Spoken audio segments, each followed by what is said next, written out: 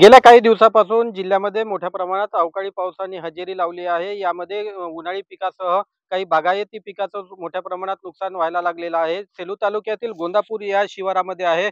ज्या शिवारामधील एका शेतकऱ्याचं जे पपई पीक आहे, या पपई पिकाचं मोठ्या प्रमाणात नुकसान झालेलं आहे. 5 ते 6 फुटाचे जे हे पपईचे झाडं आहेत आणि त्याला बहर सुद्धा आलेला आहे. काही दिवसातच याला फळधारणा झाली असती. मात्र अजून या ठिकाणी मोठ्या प्रमाणात जवळपास अर्धा ते पाऊण तास गारपीट झालं. त्यामुळे या पिकाचं मोठ्या प्रमाणात नुकसान झालं. आपण जर बघितलं तर हे याचे जे पानं आहेत, हे मोठ्या प्रमाणात फाटल्या गेलेले आहे. जे फुल आले होते, फळ आले होते ते जे गारपीट आहे, या गारपिटीमुळे खाली पडल्या गेले. काहींना मार लागला. त्यामुळे हे पीक आता येणं शक्य नाही.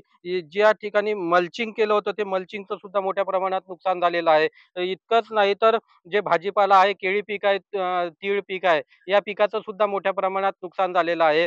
सेलू तालुक्याला या गारपिटीचा मोठा फटका बसलेला आहे. काल हिंगणघाट तालुक्यातील काही ठिकाणी पाऊस झाला होता. तिथे सुद्धा काही ठिकाणी फटका बसलेला आहे. एकंदरीतच हा अवकाळी पाऊस शेतकऱ्यांच्या मुळावर उठलेला आहे. त्यामुळे कुठेतरी या शेतकऱ्यांना सरकारने काय आर्थिक मदत देऊन त्यांचं सहकार्य करावं अशी मागणी आता शेतकऱ्याकडून केली जात आहे. नरेंद्र मोदी, न्यूज 18 लोकमत, गोंदापूर, वर्धा.